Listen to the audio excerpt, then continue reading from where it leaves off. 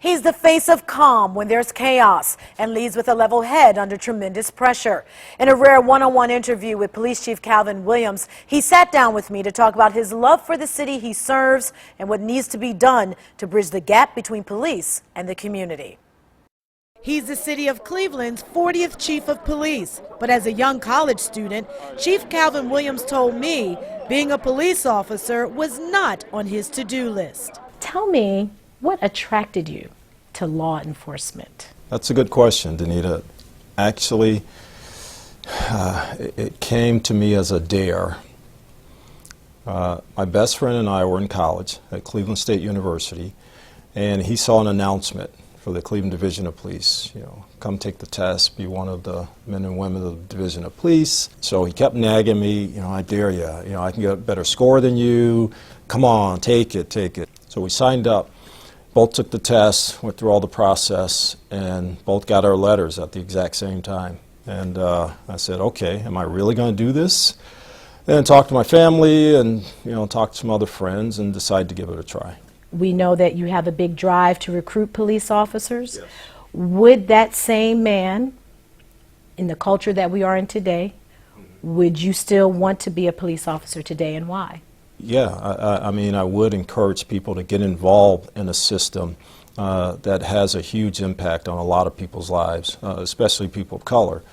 And, you know, I say now a lot with everything that's going on, you know, you have to get involved and be a part of the system to get change within that system. You can't stand on the outside knocking on the door demanding. You have to know how the system works, first of all, to see what changes you want to see. The one thing that seems to be consistent with you is your personal investment in Cleveland, that it's not just a job, but as you said, this is your home.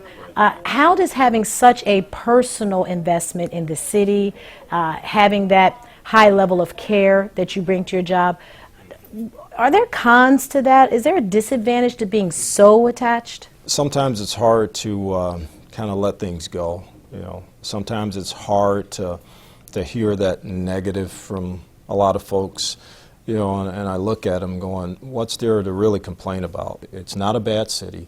It's not a bad time for us, and it's a lot of opportunity. But he does admit things could be better when it comes to the relationship between police and the community. As an African-American police chief, what insight or perspective could you give us? Are African-American men, are they held to a different perception, not a truth, but a perception in Tulsa when the guy in the chopper says, that's a bad dude? You know, was that because he's African-American, or would they said that because it could have been a white male or a Hispanic male? What are steps that we can take to kind of mend the gap? I see a lot of miscommunication, whether it be on the law enforcement side or on the community side. Of course, there's a lot of distrust on both sides.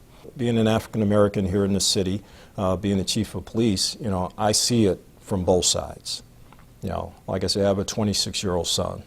You know, right now I have a 3-year-old and a 7-month-old, I'm sorry, granddaughter, growing up in the city.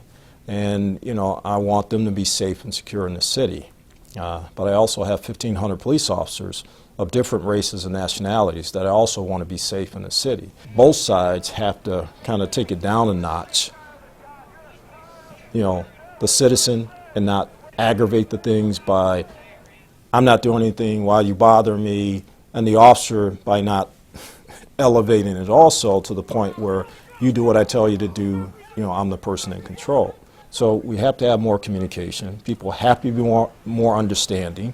And the chief couldn't have been more positive about his passion to protect and serve the city of Cleveland. I love seeing people out there in the community that support us. I love seeing our young folks and being able to really talk to them and impact them. I love seeing the men and women of the division get better. I love representing the city. You know, wherever I go, I talk about Cleveland. What an inspiring man, and you can see more of my unedited interview with Chief Williams on news5cleveland.com. And I thought it was interesting. I said, what is a day in a life like for you? Well, he gets up at 6:30 in the morning. He takes care of his brother's kids. He died a few years ago, and he took on those children. He's going to parent-teacher conferences just like everyone else, and he is keeping the city safe.